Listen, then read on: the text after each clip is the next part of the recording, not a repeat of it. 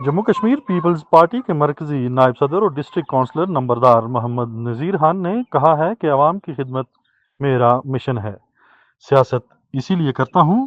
Jammu Kashmir Peoples party حقیقی نمائندہ جماعت ہے جس نے ہر دور میں عوام کی بہترین نمائندگی کا حق ادا کرتے ہوئے مسائل کے حل اور عوامی مشکلات کے خاتمے کے لیے بھرپور جد و جہد کی ہے۔ ان خیالات کا اظہار انہوں نے غازی ملت پریس کلب راولاکوٹ کے دورے کے موقع پر صحافیوں سے گفتگو کرتے ہوئے کیا۔ انہوں نے کہا کہ یہ خطہ غازی ملت کی قیادت میں آزاد ہوا، ان کے نام پر جان بھی قربان کر سکتا ہوں۔ انہوں نے پریس کلب کے تزئین و آرائش کے لیے 5 لاکھ کا چیک صدر پریس کلب کو پیش کیا اور جولائی میں مزید 10 لاکھ روپے دینے کا اعلان بھی کیا۔